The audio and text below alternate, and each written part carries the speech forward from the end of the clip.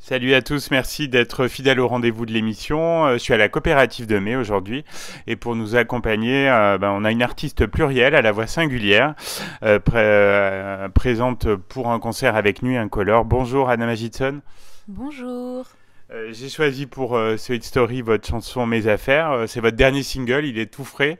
Je crois que vous l'avez dévoilé il y a quelques jours. Tout à fait, c'est sorti mercredi, donc là on est vendredi, il me semble, donc ça fait deux Oui. jours. Et alors quels sont les premiers retours du public sur ce morceau? Plutôt positif, je reçois plein de petits messages d'amour et j'avais hâte de le sortir parce que je le joue en live et j'avais Mm. reçu pas mal de DMs qui me demandaient Ah, on n'arrive pas à trouver ce morceau-là, Ah oui. qui m'envoyaient des vidéos pour me dire il est pas sur les plateformes et je leur disais tous il arrive le 29 mars. Donc j'étais contente qu'il y avait de l'anticipation, Oui. c'était cool. Et alors que représente cette chanson pour vous? Il y a un message particulier? Euh, En fait, le message, il est pluriel, Mm. pour reprendre ton mot, parce que Oui. musicalement, il est beaucoup plus indie, pop, rock que Mm. ce que je fais d'habitude. Oui. Donc il est assez en fait, dans le style, il est assez classique, mais dans un truc quand même très anglophone. Moi, ça me Mm. rappelle vachement le Canada, Oui. des groupes comme Men I Trust, des trucs, enfin vraiment la culture indie soft pop rock, et Mm. qui est moins la mienne en fait. Donc il y avait un truc d'expérimentation où je me suis fait kiffer là-dedans. Et après, pour moi, là, je l'ai écrit, je m'en souviens hyper bien Mm. de où j'étais et comment j'étais, parce que c'était il y a à peu près un an. Ouais. Et j'étais encore en post-rupture blues, et mon ex venait de me redonner mes affaires, en fait. Ah oui, donc les affaires, c'est ça en fait. Ouais, Oui. les fameuses affaires. Et j'étais hyper malade, j'étais chez un pote en Angleterre et j'étais pas bien. Et le producteur avec qui je bosse m'a envoyé en fait, c'est lui qui avait un bout de morceau et il m'a dit bon, je pense que ça va pas te plaire, c'est pas ton style. Mm. Et en fait, je me suis prise au jeu et du coup, moi, c'est devenu un de mes morceaux préférés parce qu'il y a, je sais pas, ce thème universel de Mm. genre quand on récupère nos affaires, que Oui. ce soit d'un ex, mais ça peut être n'importe quel type de Mm. rupture et de petit deuil, en fait, le symbolisme associé au tout ce qui est matérialiste, en Mm. fait. Ouais. Et donc il y a ce côté un peu cliché, habillé par cette production que je trouve originale, parce qu'il y a il y a ce style anglophone, et je trouve que en France, on n'a pas trop de morceaux encore comme ça, mais C'est ça se vrai. trouve que je me trompe, je sais pas. Si, si, c'est vrai, hein. Et puis elle est efficace, quoi, musicalement. Moi, je suis une très grande fan de la pop efficace, Mm. donc ça, Ouais. c'est carrément un truc que je veux respecter Mm. à chaque fois. Voilà. Mm. Tu t'es amusé à faire le clip? Ouais, Ouais. en vrai, c'était. En plus, le clip, il était assez, assez facile à réaliser. On était trois dans l'équipe. C'était vraiment genre petite équipe, ce que j'aime beaucoup faire en ce moment. Et en fait, ce que je voulais absolument faire, c'était retracer le chemin que je prenais de chez moi Mm. jusqu'à dans le 10e dans Paris. Et c'était quand j'étais dans ma période post-rupture, c'était exactement ce chemin-là que je faisais. Mm. À chaque fois, c'était un peu mon rituel de deuil, c'était de faire cette balade et puis de pas de pleurer à chaque fois, mais d'être dans l'introspection et puis Mm. de process en marchant. Et Oui. c'était spécifiquement cette route-là. Donc moi, ça me tenait à cœur de représenter ce chemin-là et en fait de faire un truc tellement simple Mm. et de le faire en DV. Je trouve qu'il y a un côté très familier et qui se prend pas la tête. Ouais. Ouais. Et j'aime bien ce côté naturel aussi. Mm. Tu as déjà eu l'occasion de l'interpréter sur scène? Ouais, Ouais. enfin là, ça fait un mois qu'on fait pas mal de dates. Je pense qu'on en a fait 12 en tout. Non, je dis n'importe quoi. Peut-être 10. Mm. C'est bien déjà. C'est déjà pas mal. Et on le fait à chaque fois. Et justement, c'est la réception. Enfin, j'étais hyper étonnée de la réception parce qu'elle est très positive. Et c'est toujours un peu, ça fait toujours un peu peur de sortir des morceaux tout Mm. court. Mm.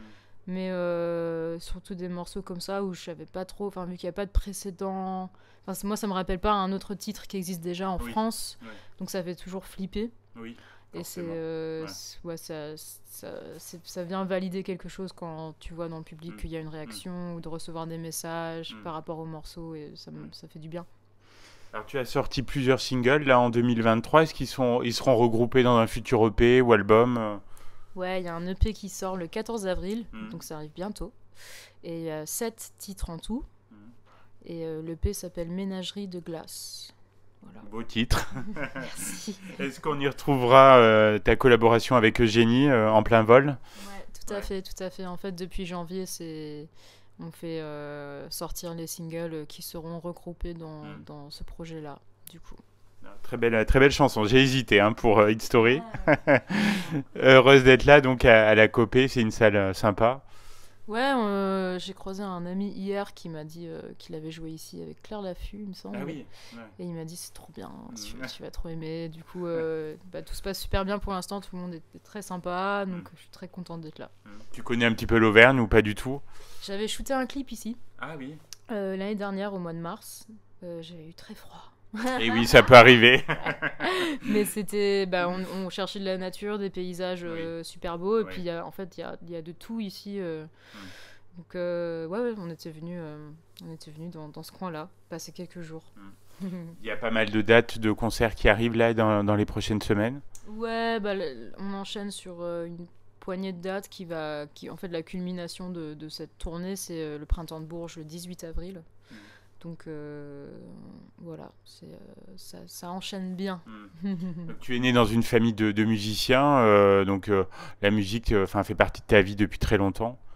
Ouais, je pense que j'ai eu beaucoup de chance par rapport à ça. Et c'est un peu le langage commun qu'on a développé entre nous.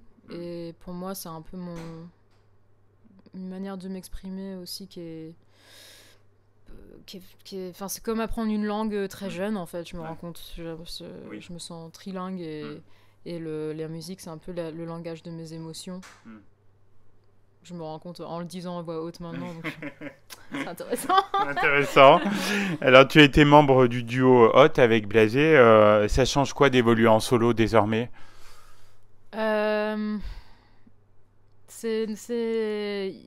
C'est trop bien. À la fois, c'est trop bien et là, je suis un peu dans un moment de nostalgie parce que c'est un super pote et on parlait hier et ça me manque un peu.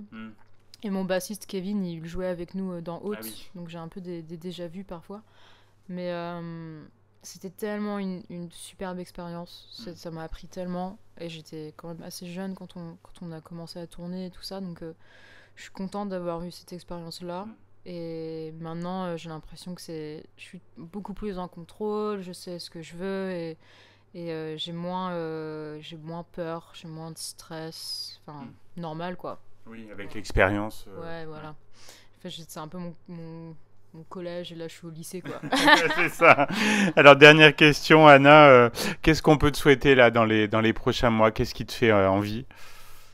Qu'est-ce qui me fait envie de continuer à connecter avec les gens, à rencontrer mon public. Mon projet il est encore en développement et je pense que j'ai beaucoup de route à faire avant de trouver my people, enfin les gens avec qui je vais évoluer à travers le temps et tout ça. Donc des belles rencontres, on peut me souhaiter ça. Parfait, on va suivre ton évolution et on te souhaite vraiment plein de bonheur dans les prochains mois. On va écouter tout de suite Mes Affaires. J'espère que ça va plaire à nos auditeurs et on te dit à bientôt sur Logos FM. À bientôt, merci beaucoup.